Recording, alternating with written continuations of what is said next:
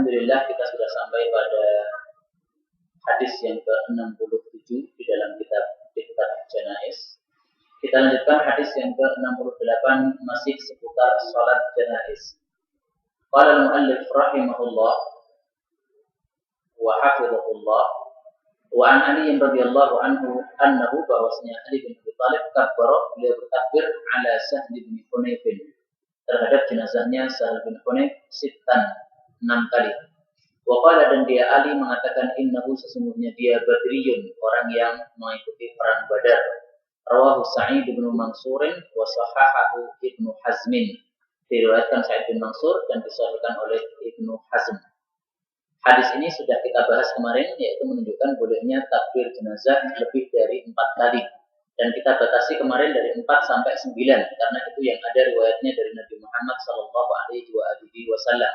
Adapun lebih dari 9 maka tidak ada riwayatnya dari Rasul sallallahu alaihi wasallam. Kemudian ini adalah fikihnya Ali bin Abi Thalib, boleh dipakai boleh tidak ya, karena bukan sabda Nabi sallallahu alaihi wasallam.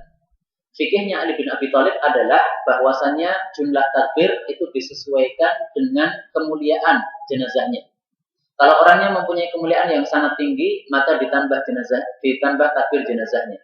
Sebagaimana di sini dia bertakbir 6 kali, ini karena keadaan orang jenazah adalah badriyun, orang yang pernah mengikuti perang Badar. Nah, di dalam Islam, para sahabat Nabi Muhammad SAW yang mengikuti perang Badar ini mempunyai kemuliaan yang lebih tinggi daripada sahabat-sahabat yang lainnya. Dan itu bisa kita cari di dalam hadis-hadis Nabi SAW.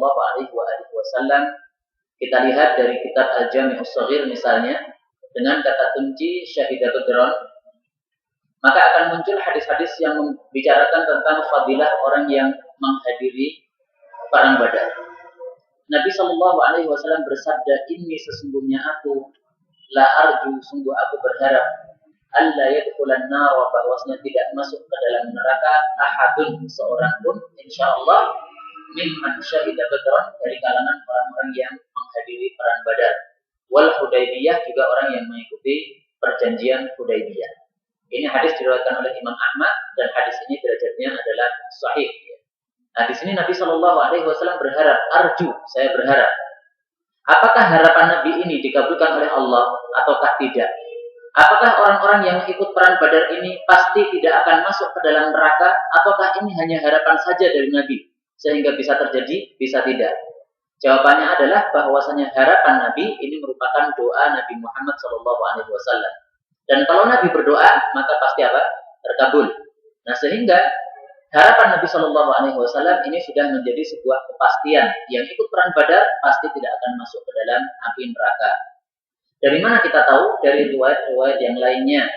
Nabi SAW mengatakan misalnya, Bashir, berilah kabar gembira man syahida badron, orang yang mengikuti perang Badar bil jannah, dia pasti akan masuk di dalam jannah.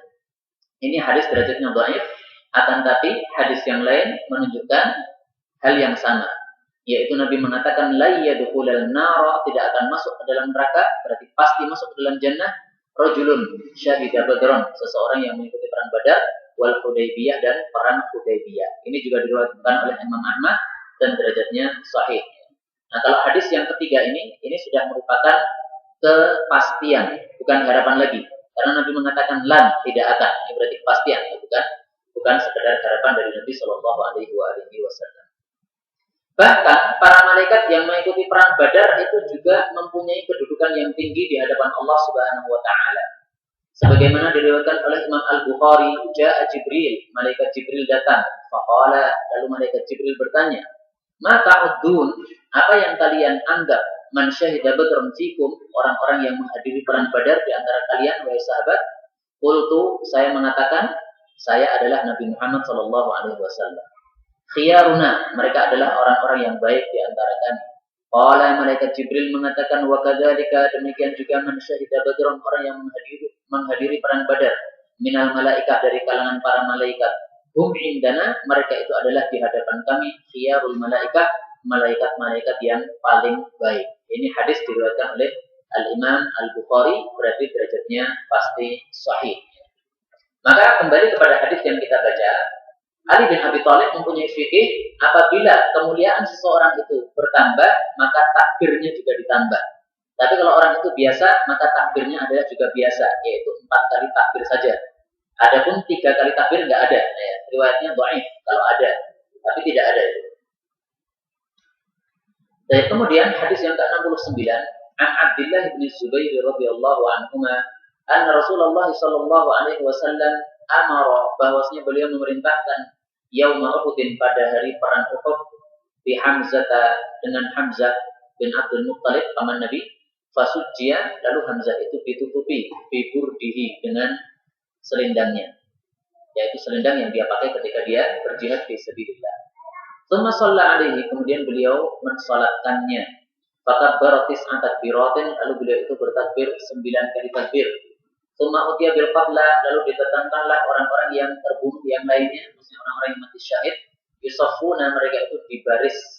Wa yusalli alaihim, dan beliau itu mensalatkan para jenazah tadi. Wa alaihi, dan juga mensalatkan Hamzah ma'ahum, bersama jenazah-jenazah tersebut. Rawahu Tahawi bi sanadin sahihin, diriwayatkan oleh Imam Tahawi di dalam kitab Mushkilul Athar dengan sanad yang sahih. Hadis ini menunjukkan bolehnya seseorang bertakbir dalam salat jenazah tis'at takbiratin, 9 kali takbir, karena ini pernah dilakukan oleh Nabi Shallallahu alaihi wasallam. Dan ini adalah batas maksimal takbir jenazah yang sahih riwayatnya. Adapun lebih dari 9, maka tidak ada yang sahih riwayatnya dari Nabi Shallallahu alaihi wasallam. Kemudian dari hadis ini ada beberapa faedah yang dapat kita ambil. Yang pertama, bahwasanya sujia, bahwasanya jenazah itu hendaklah ditutupi. Karena ketika jenazah tidak ditutupi, maka akan memberikan rasa takut kepada orang yang melihatnya. Sehingga dia hendaklah ditutupi. Jangan hanya kain kafan saja, tapi setelah kain kafan itu juga masih ditutupi lagi. Kemudian hadis ini menunjukkan juga bahwasanya shalla alaihi, bolehnya orang yang mati syahid itu disolatkan jenazahnya. Dan memang untuk orang yang mati syahid ini sama dengan bayi atau sama dengan orang yang anak yang mati masih belum balik. Maka dia itu boleh disolatkan, boleh tidak disolatkan. Kita punya anak TK misalnya, anak ini mati pada saat TK, ya. Maka anak ini kita solatkan boleh, tidak disolatkan juga boleh. Kenapa? Karena masih belum balik. Jadi belum balik dan juga orang yang mati syahid ini hukumnya bisa dua, bisa disolatkan, bisa tidak disolatkan. Apa dalilnya? Nabi Muhammad SAW tidak mensolatkan para jenazah yang mati ke dalam peperangan. Akan tapi khusus di dalam perang Uhud ini, maka Nabi SAW mensolatkannya. Di peperangan Nabi kan sangat banyak, ada 19 kali peperangan. Dari 19 kali peperangan yang disolatkan oleh Nabi SAW, sebagaimana riwayat ini adalah cuma 1 kali peperangan saja, yaitu perang Uhud. Ya. Yang lain-lainnya tidak disolatkan. Demikian juga ketika putra Nabi SAW wafat, namanya Ibrahim, ini putra Nabi. Ini ketika dia wafat, maka Nabi langsung menguburkannya tanpa mensolatkannya, menunjukkan bolehnya bayi itu atau anak kecil itu tidak disolatkan. Tapi lebih utama kalau disolatkan. Kalau nggak salah, dalam hadis Nabi SAW, beliau menyebutkan secara tegas dalam masalah ini. Afwan, ini maktab syamilahnya lagi rusak, sehingga harus ditutup lagi, kemudian dibuka ulang.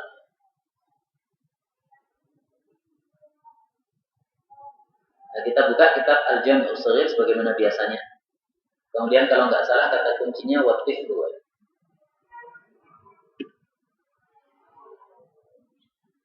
Nah, Nabi SAW mengatakan watiflu, dan anak kecil itu yusalla alaihi, disolatkan juga, maksudnya jenazahnya. Ya, ini hadis diriwayatkan oleh Imam Ahmad dan derajatnya sahih. Maka ini hadis menunjukkan bahwasanya mensolatkan jenazah anak kecil itu adalah disyariatkan. Tapi kalau kita gabungkan dengan perbuatan Nabi terhadap putranya sendiri yaitu Ibrahim, maka berarti menunjukkan yusalla alaihi ini tidak wajib. Boleh tapi tidak wajib. Disyariatkan akan tapi tidak wajib. Kemudian hadis ini menunjukkan juga yusafun, bolehnya jenazah yang beberapa orang itu disolatkan dalam 1 kali kejap. Jadi misalnya kita mempunyai 5 jenazah, itu tidak wajib mensolatkan 1, kemudian mensolatkan yang kedua, nggak harus gitu. Ya. Boleh disolatkan 1 persatu, boleh juga dibaris semuanya, kemudian kita solat hanya 1 kali saja, itu sudah mewakili seluruh jenazah yang sedang kita hadapi. Dan seperti ini sering terjadi di masa dulu, karena di masa dulu itu seringkali terjadi kematian yang beberapa kali, ya, beberapa orang langsung dalam satu kejap, ya. Misalnya dalam peperangan, misalnya juga karena sebuah wabah penyakit, sehingga Mu'adz bin Jabal radhiyallahu taala anhu itu pernah kematian dua istrinya dalam satu hari sekaligus. Jadi beliau punya dua istri, tapi dua istrinya ini mati dalam satu hari yang sama. Akhirnya Mu'adz bin Jabal ini ketika mau menguburkan jenazah istrinya bingung. Ini mau didahulukan istri yang pertama atau istri yang kedua. Karena dia pengen supaya adil dalam menguburkan jenazah istrinya. Maka akhirnya dia bikin undian. Ya. Diundi, dikocok. Nah, kemudian nama yang jatuh pertama kali itulah yang dikuburkan pertama kali. Ini demi untuk keadilan terhadap istri-istrinya. Sampai ketika mati pun juga, itu juga masih menjaga keadilannya. Baik, maka kata-kata Yusufun dalam hadis ini menunjukkan bahwa jenazah pada perang Uhud waktu itu disolatkan oleh Nabi Shallallahu Alaihi Wasallam dalam satu kali kejap, beberapa orang dikumpulkan kemudian disolatkan. Adapun Hamzah bin Abdul Muttalib maka disolatkan dua kali, yaitu disolatkan dia sendirian, Hamzah saja tanpa yang lain-lainnya. Nah kemudian Hamzah dicampur dengan jenazah-jenazah yang lainnya, Nabi menyolatkan lagi. Jadi untuk Hamzah solatnya dua kali. Tapi ini tidak menunjukkan bolehnya satu jenazah disolatkan oleh satu orang dua kali. Tidak menunjukkan itu ya. Misalnya bapak saya wafat, misalnya nih, ya, atau kakek saya wafat. Kemudian saya sudah mensolatkan. Kemudian ada orang yang mensolatkan lagi, saya ikut lagi. Nah ini tidak boleh. Tidak boleh kenapa? Karena tidak disyariatkan oleh Nabi Shallallahu Alaihi Wasallam. Oke? Demikian juga ngimami. Kalau ngimami, maka juga cuma satu kali saja, tidak mengulangi lagi ngimaminya. Kecuali satu kondisi, Pak. Tidak ada yang bisa ngimami kecuali jenengan. Semua orang bicara nggak ada yang bisa ngimami. Ya sudah. Ini dalam keadaan terpaksa. Ad-darurat tubihul mahdurat. Perkara yang darurat menyebabkan bolehnya sesuatu yang awalnya tidak boleh.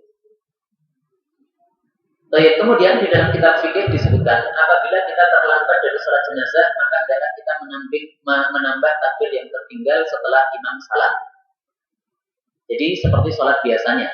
Kalau kita sholatnya telat satu rakaat, nambah satu rakaat, dua rakaat, nambah dua rakaat. Takbir juga begitu. Telat satu takbir, nambah satu takbir, dan seterusnya. Sekarang pertanyaan. Kalau imamnya takbirnya 9, kita hanya dapat 4 takbir. Nambah nggak, Pak? Iya, kita tetap menambah. Karena takbirnya berapa? 9. Maka kita nambahnya berapa? 5. Kenapa kita menambah takbir? Imamnya 9, kita takbir 9. Nabi Shallallahu Alaihi Wasallam mengatakan,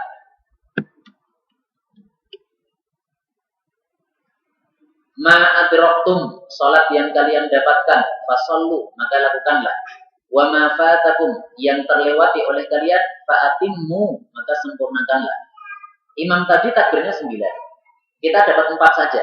Berarti ada yang terlewati enggak? Ada ya?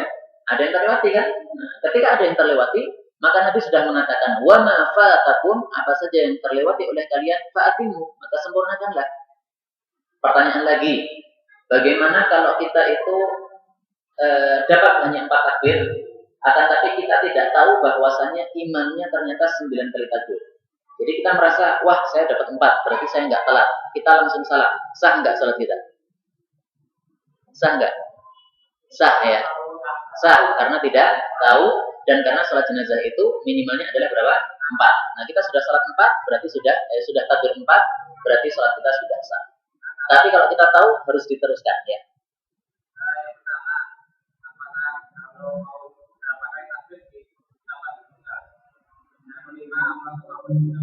Kalau Nabi Muhammad SAW tidak memberitahukan, artinya hadis-hadis yang kita baca ini tidak ada berita bahwasanya Nabi sebelum sholat memberitahukan. Bahkan ada seorang sahabat Nabi SAW biasanya takbir 4, tiba-tiba takbir 5. Maka akhirnya setelah salam dia dipegang oleh salah satu makmum. Apakah Anda lupa? Dia mengatakan, enggak, saya enggak lupa. Tapi saya takbir 5 karena Nabi juga pernah takbir 5. Ini menunjukkan sahabat tadi sebelum salat tidak memberitahukan. Akan tapi saya sarankan, kalau memang kita ingin mengajarkan sebuah permasalahan baru atau ilmu yang baru, dan kita khawatir kalau kita tidak memberitahukan nanti akan terjadi kerusakan atau mafsadat di antara masyarakat, maka sebaiknya diberitahukan. Biasanya kita 4, kita pengen 5 atau 6. Nah, supaya tidak terjadi kekacauan, nanti apa? Kita berikan dulu. Itu lebih baik.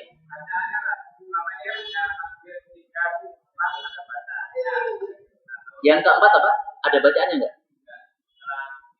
Ya. Semuanya doa kepada mayit. Karena sholat terhadap mayit ini digunakan untuk maslahatnya mayit. Maka takbir-takbir setelahnya itu semuanya adalah doa untuk mayit. Doanya terserah, akan tapi lebih baik kalau kita itu membaca doa yang sudah ada riwayatnya sahih dari Nabi Shallallahu Alaihi Wasallam. Tapi doa apa sih itu terserah. Misalnya kita doakan Allahumma gfir lahu, Allahumma gfir lahu, Allahumma gfir lahu, itu kok diulang-ulang, tidak ada masalah. Karena para ulama berpaham bahwasanya hadis tentang doa salat jenazah ini karena bermacam-macam menunjukkan bolehnya kita itu sholat mendoakan terserah kita. Yang penting maslahat untuk jenazah. Baik.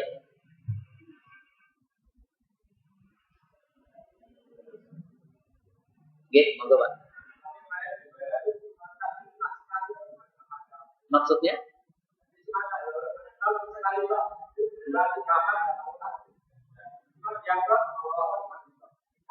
Oh, maksudnya tidak angkat tangan. Kalau tidak angkat tangan itu memang ada, nanti akan kita bahas. Tapi takbirnya tetap ya. Allahu Akbar tetap ya. Jadi takbirnya tetap 4, hanya mengangkat tangannya bisa 1 kali, ya bisa 4 kali. Ya. Kalau itu ada riwayatnya nanti, apakah itu mengangkat terus atau tidak. Nah ini pada bab yang ke-40.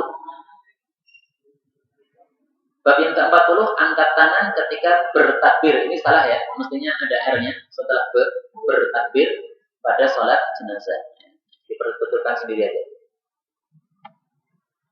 Dari Abu Hurairah radhiyallahu anhu anna Rasulullah sallallahu alaihi wasallam kabbar, beliau bertakbir ala jenazah terhadap sebuah jenazah. Farafa'a yadayhi, lalu beliau itu mengangkat kedua telapak tangannya fi awwali takbirah, pada awalnya takbir saja. Wa wada'a al-yumna, dan beliau itu meletakkan tangan kanannya ala al-yusra, atas tangan yang kirinya. Rawahu Tirmidzi wa qala hadza haditsun gharib, ini adalah hadis yang asing. Gharib artinya asing. Wa ikhtalafa ahlul ilmi, dan berselisih ahli ilmu fi hadza, dalam masalah ini. Fara'a aktsaru ahli ilmi min ashabin Nabi sallallahu alaihi wasallam wa ghairihim, kebanyakan sahabat Nabi berpendapat ayyar fa'ar-rajulu yadayhi fi kulli takbiratin al-janazah. Jadi kebanyakan sahabat Nabi berpendapat mengangkat tangan setiap takbir. Jadi kalau takbirnya 4, ngangkatnya 4 kali. Kalau 9 juga ngangkatnya 9 kali. Dan ini adalah pendapatnya Ibnu Mubarak, pendapatnya Imam Syafi'i, pendapatnya Imam Ahmad, pendapatnya Imam Ishaq. Ishaq ini adalah temannya Imam Ahmad bin Hanbal, namanya Ishaq Ibnu Rahuyah. Adapun Imam Syafi'i ini adalah madhabnya yang tersebar di Indonesia.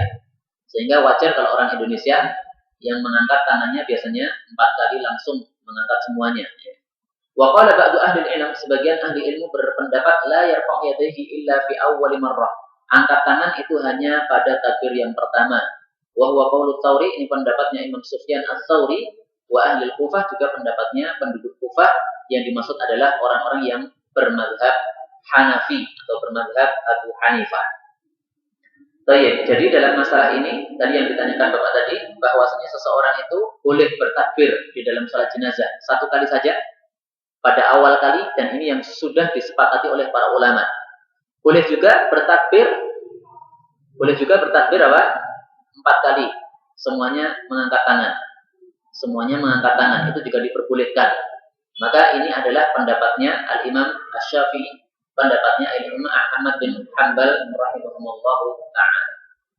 Jadi ringkasnya, mengangkat tangan pada takbir pertama itu sudah sepakati para ulama.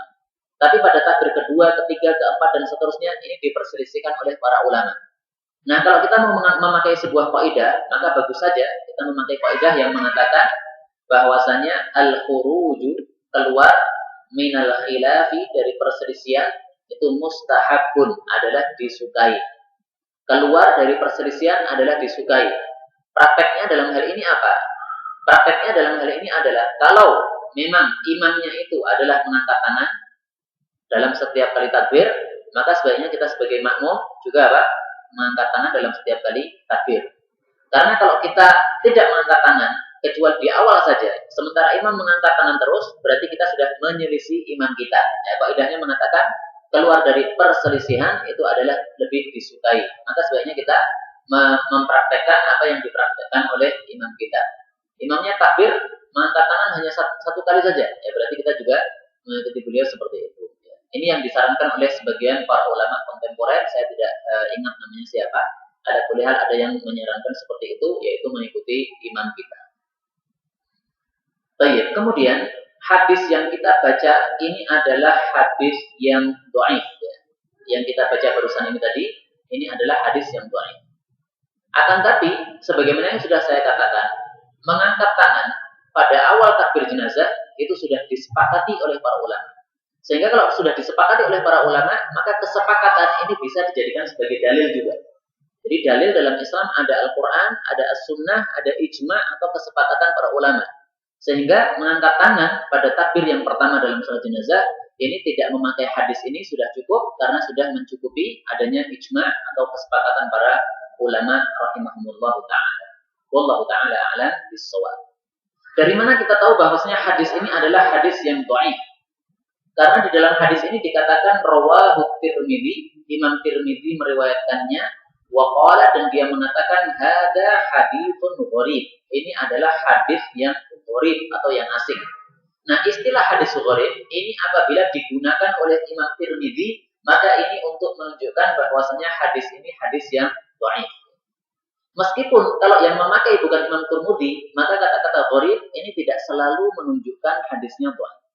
Jadi misalnya Imam Bukhari mengatakan hadis ini gharib atau asing, maka tidak berarti hadis ini dhaif, tidak ya. Karena yang ngomong siapa? Imam Bukhari. Tapi kalau yang ngomong gharib ini adalah Imam Tirmidzi, maka ini untuk menunjukkan hadisnya dhaif.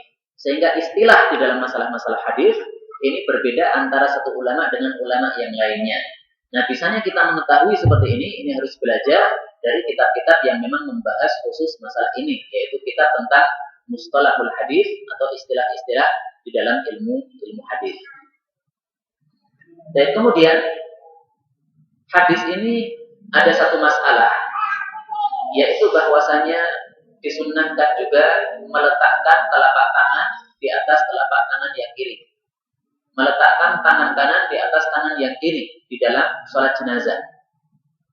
Hadis ini dhaif, akan tapi dikuatkan oleh hadis yang lain yang secara umum Nabi Shallallahu Alaihi Wasallam menyampaikan hal itu kepada kita. Kata kuncinya adalah aimanana.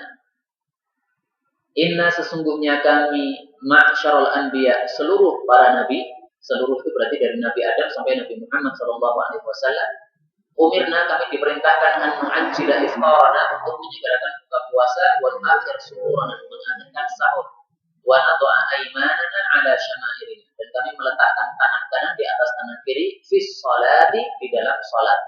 Kata-kata as-sholati di sini umum ya, sehingga mencakup semuanya, salat jenazah, salat fardu, salat sunnah, semua salat itu kita disunnahkan untuk meletakkan tangan kanan di atas tangan kiri kita. Ini hadis riwayat Tabarani dan hadis ini derajatnya sahih. Maka karena salat jenazah itu juga merupakan salat, sehingga hadis yang dhaif ini meskipun hadisnya dhaif, tapi bisa kita amalkan karena maknanya sahih, dikuatkan oleh hadis yang lain-lainnya. Wallahu ta'ala alam bis-shawab. Baik, kemudian mungkin ada pertanyaan. Kalau memang para ulama berbeda pendapat, ada yang mengangkat tangan hanya 1 kali, ada yang mengangkat tangan 4 kali, mana yang lebih benar? Mana yang lebih benar?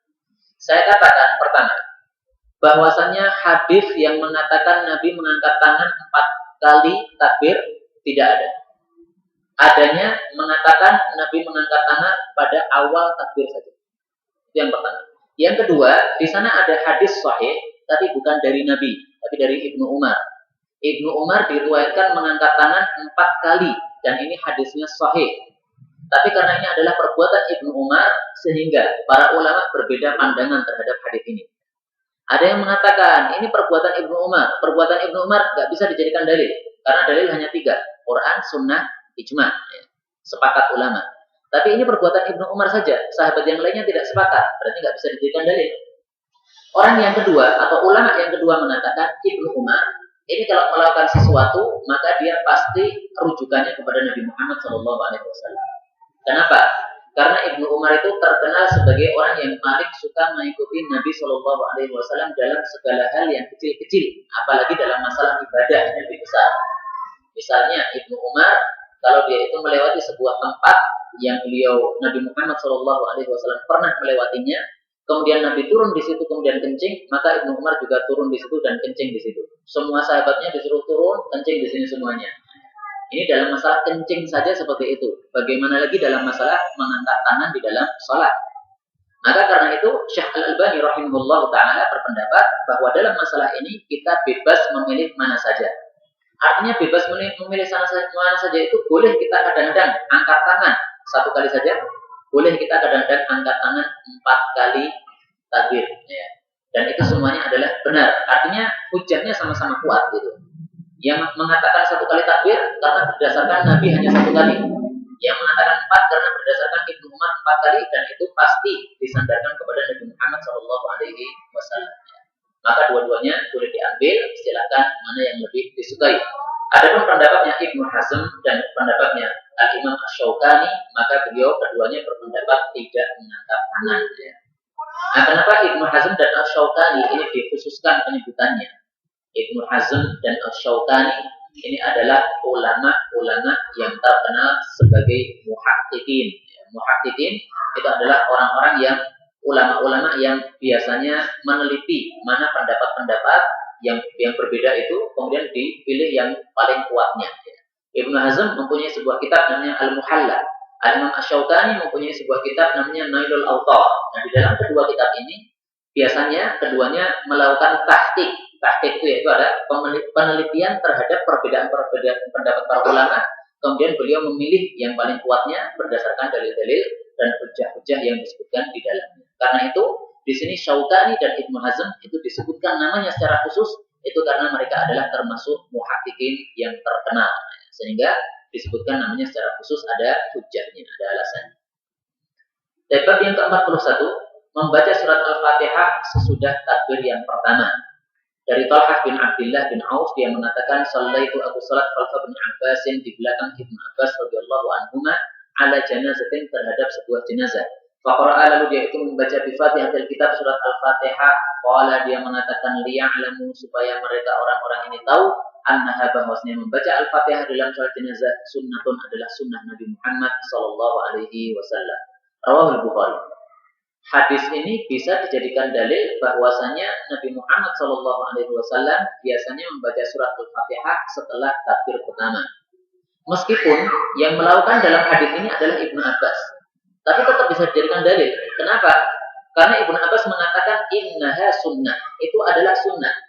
Nah, kata-kata itu adalah sunnah, kalau yang mengucapkan adalah seorang sahabat Nabi SAW, maka yang dimaksud adalah sunnahnya Nabi Muhammad SAW. Sehingga seolah-olah Ibnu Abbas mengatakan inilah perbuatan Nabi. Gitu.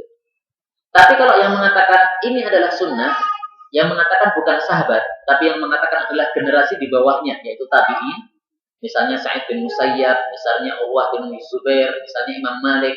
Kalau para ulama ini mengatakan bahwasanya ini adalah sunnah, maka itu bukan sunnahnya Nabi, ya, tapi adalah sunnahnya generasi sebelumnya, yaitu sunnahnya para sahabat. Sehingga yang bisa dijadikan sebagai dalil adalah apabila yang mengatakan ini adalah sahabat Nabi SAW. Tapi kalau yang mengatakan ini adalah sunnah, adalah tabi'in, maka perkataan ini tidak bisa dijadikan dalil. Kenapa? Karena hanya sunnahnya sahabat. Sunnahnya sahabat tidak bisa dijadikan dalil, kecuali kalau sudah menjadi kesepakatan. Kalau belum menjadi kesepakatan, maka tidak bisa dijadikan sebagai dalil. Baik, maka hadis ini menunjukkan bahwasanya qiraah di Fatihatil Kitab, membaca surat Al-Fatihah pada takbir yang pertama, ini merupakan sebuah sunnah dari Nabi Shallallahu Alaihi Wasallam. Kemudian di sini ada pembahasan satu saja, yaitu untuk Ibnu Abbas, maka para ulama biasanya mendoakan radhiyallahu anhuma. Mudah-mudahan Allah meridhoi keduanya. Kenapa keduanya? Kenapa kok tidak hanya radhiyallahu anhu?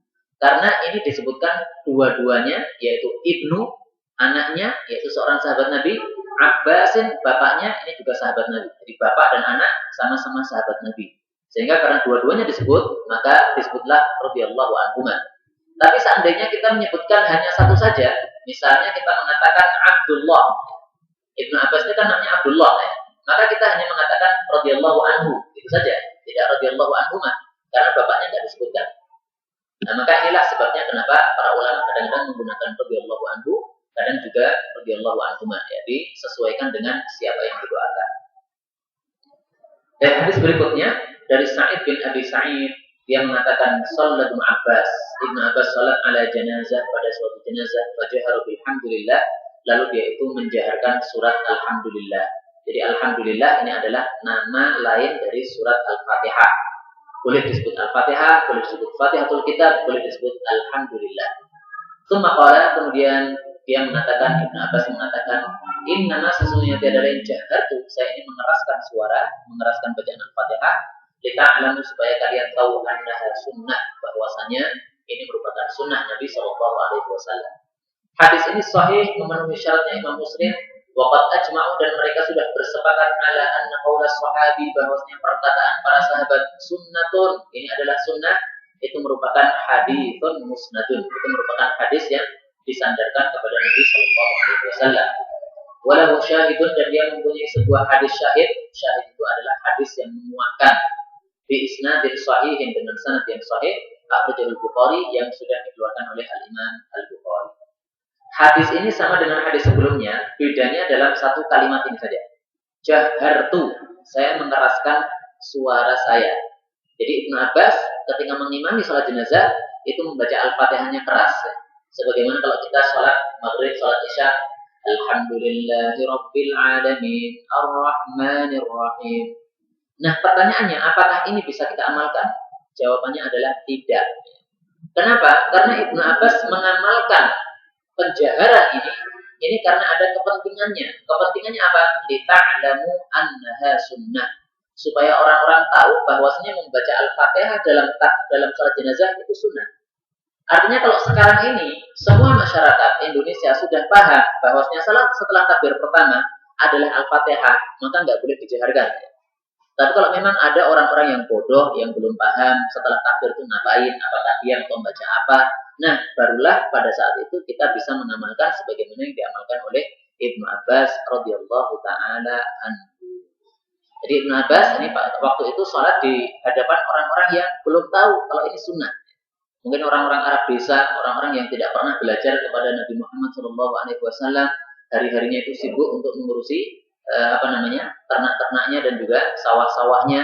Nah, maka pada saat sholat jenazah ini mereka nggak paham bagaimana harus melakukannya. Kemudian dari sini kita bisa ambil kesimpulan juga bahwasanya dalam masalah pengajaran ini ada rukhsah, ada sebuah keringanan, di mana kalau di dalam masalah selain pengajaran maka tidak diringankan. Misalnya masalah yang lain supaya lebih jelas.